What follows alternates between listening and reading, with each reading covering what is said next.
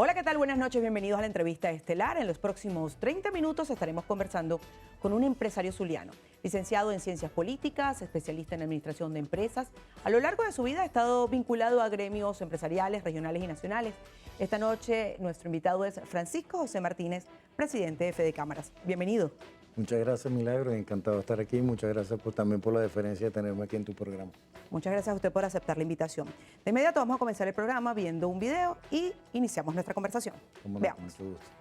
Poniendo un pitcher nuevo que venga con la bola a 95 millas. Le he dado las gracias al ministro Pérez Abad por el esfuerzo que ha hecho durante estos 7 meses y voy a designar al profesional joven venezolano Carlos Farías como nuevo ministro de Industria y Comercio, para que venga con nuevos bríos, con nueva fuerza. Para ustedes, ¿qué significa este, nuevo cambio que presenta el gobierno en la cabeza del gabinete económico? ¿Cree usted que este cambio va a tratar de solventar el problema? Bueno, por lo menos el beneficio de la duda hay que darle y desearle al nuevo ministro el mejor de los éxitos y ojalá que dé con la verdadera ruta de los cambios estructurales en el plano económico que hay que hacer. Lo único malo de estas cosas es que pareciera que la esperanza de vida o la vida útil de un ministro económico en el país como que dura de 6 a 8 meses y eso no es como que muy bueno para el país. Y sobre todo cuando das un paso hacia un lado y luego como que retrocedes, entonces como que no hay mucha coherencia entre vamos a intentar algo por aquí, no nos gustó, no nos sirve y vuelven otra vez hacia atrás y entonces no hay una coherencia que es lo que realmente necesita el abordaje sistémico. ¿Qué balance hacen ustedes de la gestión del ministro Pérez Abad y cuáles creen ustedes que puedan ser entonces las expectativas con este nuevo ministro Carlos Farías? No, para nosotros a la luz de la destitución, en un principio nosotros habíamos manifestado que nos lucía interesante porque veíamos que como que iba a venir un cambio de ruta en la política económica, cosa que no sucedió y lo que realmente sucedió fue que vimos un empresario desdibujarse tratando de ser ministro y es un ministro que no hizo nada por el empresariado. Entonces, hoy por hoy vemos que el cambio del nuevo ministro nos preocupa en algo por su tendencia ideológica, su apego al plan de la patria en el cual el gobierno insiste en ir sobre esa ruta que para nosotros siempre ha sido una ruta equivocada y que los cambios, los resultados están a la vista de todos los venezolanos porque el socialismo del siglo XXI lo único que ha traído es desesperanza, pobreza, desabastecimiento y ha acabado con la paz y la pérdida del poder adquisitivo y la inflación de todos los venezolanos, del país como tal. Vamos a tocar el tema de la resolución 9855 que ha generado bastante polémica en los últimos tiempos y quisiéramos conocer el punto de vista de Fedecámaras porque pareciera que sorprende esta decisión del gobierno a la cúpula empresarial. Bueno, no nos sorprende en la ruta en la que llevan porque nuevamente el gobierno nacional incumple los convenios de la Organización Internacional del Trabajo, específicamente el convenio 144 del diálogo tripartita, que debe ser vigilado y promovido por todos los gobiernos del mundo. Todo lo que rija la materia de políticas laborales en el país debe ser dentro de ese gran diálogo social entre los gobiernos, los trabajadores y los empleadores del país. También esta resolución como que no va muy en línea con el convenio 122, donde tú tienes que diseñar una política, que también en el plano tripartito, una política donde los empleados tengan la libertad de elección del trabajo de su preferencia, de acuerdo a sus capacidades y a sus talentos, en el momento en que ellos lo quieran, dónde, cuándo y cómo trabajar y para quién. Yo le preguntaba que si sorprende esta nueva medida del gobierno a la cúpula empresarial, porque tomando en cuenta que el plan de la patria es ley de la República y me voy a permitir leer textualmente, dice, es objetivo nacional propulsar la transformación del sistema económico para la transición al socialismo bolivariano, trascendiendo de un modelo rentista, petrolero, capitalista, hacia un modelo económico, productivo, socialista, basado en el desarrollo de las fuerzas productivas a través del fortalecimiento de la planificación centralizada. Es decir, que medidas como estas u otras podrían presentarse. Pero significan lo mismo esa resolución con lo que tú acabas de leer. Para nosotros no, para nosotros más bien no entendemos cómo el objetivo de esa resolución, que es garantizar la soberanía alimentaria, tú a una unidad productiva le vas a quitar una mano de obra específica en beneficio de otra unidad productiva que no está produciendo, y dejas un hueco en esta unidad productiva que vas a mermar su eficiencia y por ende la producción de los bienes y servicios que ella produce. Y eso va a tener un impacto negativo sobre los anaqueles. Entonces no entiendo cómo el Plan de la Patria puede encajar en una medida como esta y cómo una medida como esta también puede promover la producción y garantizar la soberanía alimentaria. ¿Considera el sector empresarial esta nueva medida del gobierno una nueva forma de confiscación? Nosotros lo hemos dicho, es una confiscación de mano de obra, a pesar de que no es que están confiscando a los obreros, porque los obreros no son propiedad de ningún empresario, pero la mano de obra, la labor en sí, sí te la están confiscando, por el hecho de que tú dejas un espacio abierto, dejas un hueco abierto en tu planificación de producción, que tiene que ser sustituida o por otro personal que tienes que contratar y absorber también los costos del que te quitaron y los costos del que tienes que traer, para que no merme tu producción, pero sí vas a tener un impacto entonces sobre tasas y costos adicionales que te van a llevar a tener que absorber esas pérdidas, y puedes llegar a un momento determinado que las empresas no pueden mantener esos costos. ¿Ustedes se han planteado hablar con el gobierno y pedir una reducción, sobre todo en todas esas contribuciones para fiscales que pagan las empresas, que pagan los empresarios por salario, por sueldo, por número de trabajadores, por rentabilidad? Ahora, cuando entra en vigencia esta resolución, que bueno, que sacaría empleados, pero que se quedarían las mismas cargas para el empresario.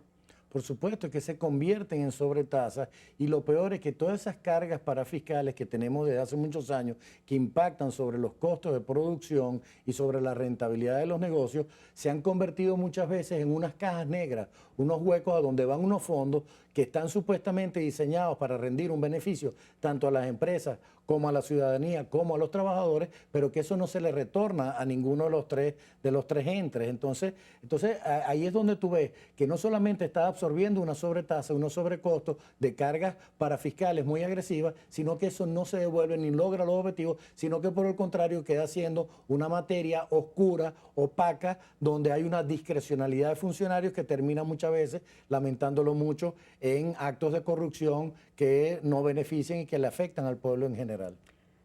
Algunos sectores dentro de los empresarios han señalado que estas son medidas de corte cubano, otros han señalado que son medidas de corte militar por la orden que se les está dando a los trabajadores. ¿Usted qué cree? Bueno, son medidas de corte del gobierno venezolano realmente. O sea, lo que pasa es que sí, siempre uno busca como que símil, y parte de esta resolución como que le queda en el recuerdo de la gente de cuando el gobierno cubano sacaba a la gente de sus puestos de trabajo para ir a los cortes de caña. Por eso es que también viola el convenio número 29 de la Organización Internacional del Trabajo, donde tú prácticamente no puedes obligar a un trabajador, ni mucho menos llevarlo a hacer un trabajo que le implique una fuerza adicional para la cual no está preparado ni capacitado. Estamos al frente de lo que muchos ahora están llamando la neoesclavitud. Yo diría, como lo dije en una oportunidad, que es como que una esclavitud moderna, pero con un pago injusto, diríamoslo así. Vamos a aprovechar también para hablar de la escasez. Y es que los venezolanos, el tema principal ahorita es ver cómo consiguen comida y además cómo la compran. ¿Cree usted que estas medidas que está adoptando el gobierno, tanto en esta resolución para elevar la producción agroalimentaria, como las medidas que está tomando en cuanto a distribución y producción con la gran misión abastecimiento soberano, son las medidas adecuadas para salir de la crisis? No, en lo absoluto. Más bien son pasos en la dirección equivocada. Es muy lamentable ver a nuestro pueblo siempre apostado en los establecimientos, intentando luchar por adquirir un kilo de lo que existe en ese local comercial. Existen ciudades como la ciudad de Valera, en el estado Trujillo, donde tú ves al pueblo venezolano lanzado en las aceras, o muchas veces los cierran como que en una cerca, como animales, para poder obtener un número, un ticket de lo que ellos han denominado el ticket de la lotería del hambre, donde con ese ticket tú puedes, a la hora que hable ese establecimiento, al día siguiente, porque están desde la noche anterior, pueden comprar el kilo de producto de lo que exista en el anaquel de ese establecimiento. Eso a nosotros nos parece lamentable. El tema no es un tema de distribución como lo sigue equivocadamente haciendo el gobierno. El tema es que hay que abordarlo en función para promover la producción de lo hecho en Venezuela. Hasta que eso no suceda, realmente vamos a seguir sufriendo los embates de un desabastecimiento sumamente agresivo que no dignifica la vida del pueblo venezolano. Vamos a hacer una primera pausa, pero antes respóndame sí o no. ¿Un cambio de gobierno sería la única solución para solventar la crisis que tiene Venezuela? Eso no lo puedo decir si sí o no, pero puede ser parte de una solución. Ya volvemos con más de Francisco Martínez en esta conversación en la entrevista estelar. No se aparten, ya venimos.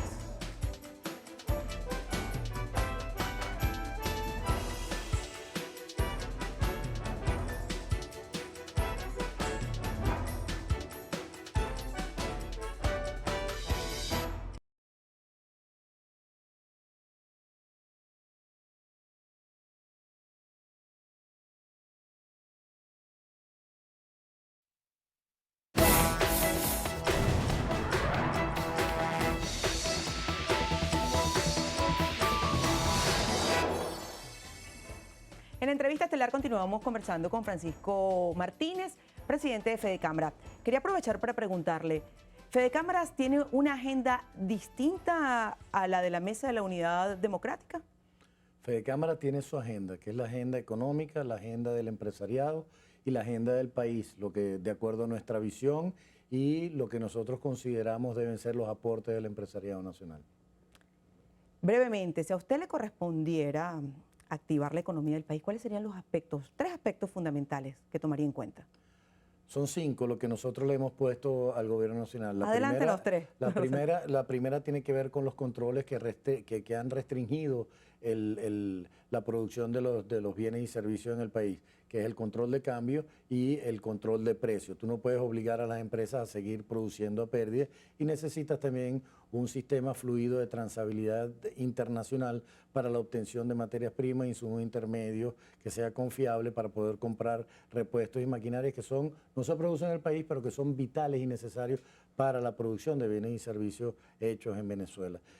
Otro tiene que ver con el cese de los ataques a la propiedad privada. Tú no puedes seguir atacando la propiedad privada y generando la desconfianza y enviándole esos mensajes donde grupos económicos cierran sus puertas, son constantemente atacados y muchas veces hay grupos económicos internacionales que salen como que en desbandada, dejan sus activos botados en el país y entonces hay todos unos shows a través de esos ataques que más que servirle al gobierno y al país, lo que generan es una desconfianza muy grande en el resto del mundo y las inversiones no van a venir hasta que no se genere la confianza.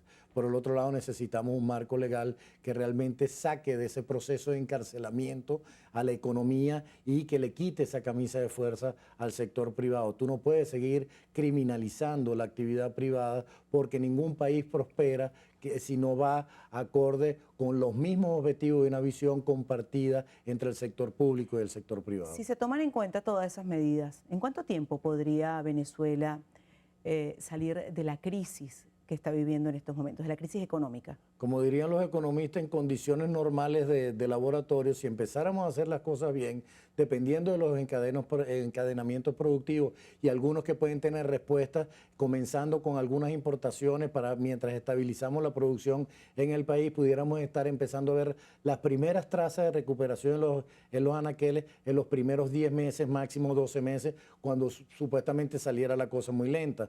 Pero la recuperación en otros sectores como el primario, recuperar ganadería, recuperar tierras que quedaron abandonadas una vez que fueron expropiadas y confiscadas por el gobierno y abandonadas por el gobierno nacional, eso sí va a llevar un poco de más tiempo, que pudiéramos estar hablando cualquier cosa entre 3 y 4 años, pero también pudieran haber muchas recuperaciones un tanto más rápidas dentro del sector primario y lo mismo puede suceder en el sector industrial dependiendo del nivel de inversión para poder reactivar y volver a poner en operación esa gran capacidad instalada industrial que existe en el país, pero que definitivamente se puede hacer en un corto o mediano plazo.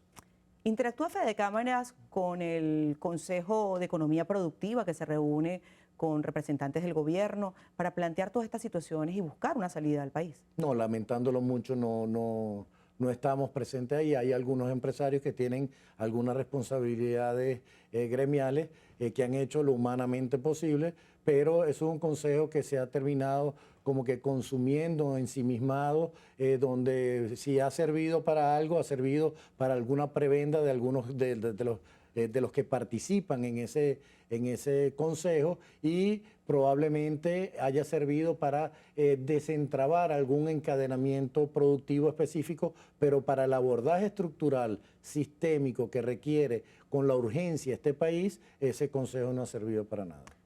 ¿Cómo se maneja esas diferencias entre aquellos empresarios que están apegados a la política de Fede Cámaras y aquellos que han apoyado al gobierno nacional?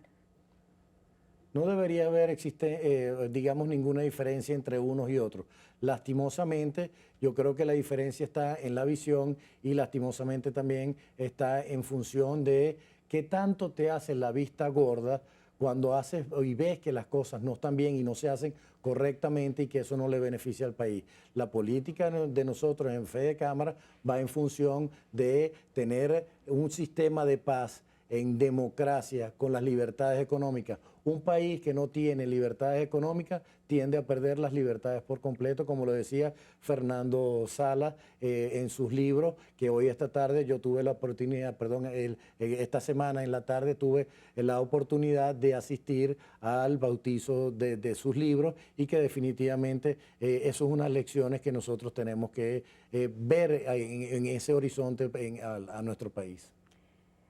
Quisiera también preguntarle, para el partido de gobierno, para el presidente de la República, la guerra económica que adelantan los empresarios es la culpable de toda esta situación, de toda esta crisis que vive el país. ¿Sabotea Fede Cámaras al Ejecutivo Nacional? Realmente no. Realmente eso para nosotros siempre ha sido una retórica sin sentido, vacía, que no le agrega valor a los problemas que sufrimos hoy por hoy los venezolanos. Ningún empresario, por su naturaleza, por su genética, puede estar establecido en nada que tenga que ver con la destrucción. Nosotros, por defecto genético, somos personas que llevamos nuestros emprendimientos a la realidad para generar progreso, bienestar y para desarrollar cualquier idea buena que tenga cualquier ciudadano sobre la faz de la tierra. Pero no tiene nada que ver con la destrucción de un país, ni mucho menos de su economía y de su pueblo. ¿La cúpula empresarial está dispuesta a ayudar al país a salir de esta crisis? Absolutamente sí. Vamos a una sección del programa y es a revisar los tweets, sus mensajes, lo colocado a través de su cuenta. Y quisiéramos de una vez, y vamos a verlo en pantalla, algunos de estos mensajes que usted ha colocado en su cuenta Francisco Martínez, que tiene más de 3.600 seguidores. Dice así: gobierno avanza en dirección contraria. Y sigue avanzando en la dirección contraria, sigue reforzando un modelo anacrónico y disfuncional que lo único que nos ha generado es la pérdida del poder adquisitivo, pobreza, desabastecimiento, y que realmente se requiere ese acto de humildad, de rectificación que es tan importante en la vida de cualquier ser humano, de decir me equivoqué, vamos a rectificar, necesito ayuda, vengan trabajadores, vengan empresarios, para que empecemos a construir ese país bonito, esa Venezuela bonita, que no me queda la menor duda que personeros del gobierno, los empresarios y muchos los trabajadores y los ciudadanos de este país queremos. Vamos a ver otro de los mensajes que usted ha colocado en su red social. Medidas que solo satisfacen necesidades de los que tienen poder compra y el resto. Sí, eso básicamente se refería a todas estas importaciones que están viniendo a través de unos mecanismos que no van como que no tenemos esos beneficios los empresarios del país, pero que pueden venir a través de las importaciones, que están llenando los anaqueles, como en el caso del estado Zulia, que vienen productos de Colombia a precios de mercado en función del costo de la importación que han tenido, están ahí, pero que solamente suplen la demanda de aquellos que tienen el poder adquisitivo. El problema está en los que no tienen el poder para poder llegar a comprar esos bienes y servicios que están en los anaqueles. ¿Quiénes tienen el poder adquisitivo en el país? Ay, Dios mío, esa pregunta cada vez los venezolanos tenemos menos. De verdad que no te la sabría contestar. Hacemos una nueva pausa en la entrevista estelar y ya volvemos con más de Francisco Martínez, presidente de Fedecámara.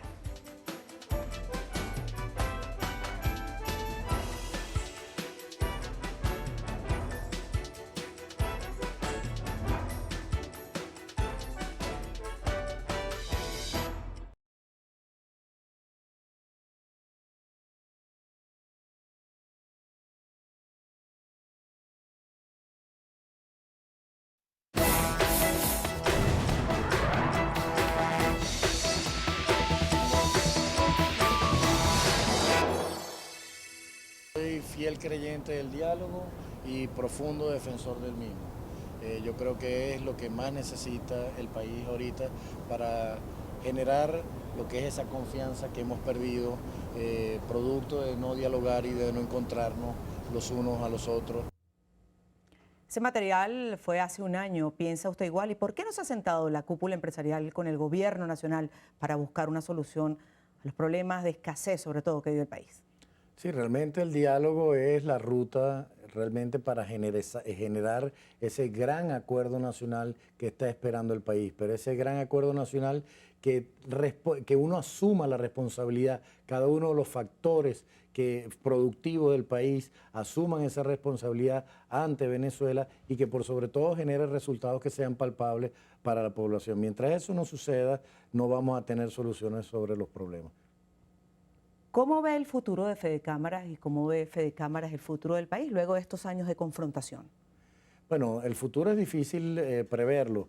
En el corto plazo vemos mucha confrontación, muchos problemas, producto de este proceso de radicalización donde el gobierno nacional insiste en llevarnos por esa ruta equivocada y obligar a todos los venezolanos. En algún momento se van a tener que dar cuenta, tal vez no por sus convicciones, pero sí por la fuerza de los hechos. Y en ese momento Fedecámaras va a estar ahí siempre con Venezuela, con el gobierno, con este y cualquier gobierno que elijan los venezolanos para darle lo mejor de sí, para seguir produciendo y generando progreso y bienestar. ¿Cuál es el pronóstico que hace Fedecámaras para el segundo semestre del año? Algunos especialistas, algunos economistas han manifestado que la situación en el país empeorará a finales de año. Sí, lamentándolo mucho y no hay muy buenas noticias. Sobre todo tendríamos que esperar ahora a ver cuáles son las primeras medidas de arranque del nuevo ministro de la Economía. Vamos a ver, esperemos que haya como que un milagro, porque los milagros también existen, de que vayan en una ruta diferente. Hasta tanto no vayamos en esa ruta diferente, va a ser difícil, pero yo creo que sí es necesario que hagamos esa rectificación profunda para el abordaje estructural, para que arranque de una vez, porque este país tiene mucha materia, tiene demasiadas ganas de echar para adelante y lo mejor que tiene somos todos los venezolanos.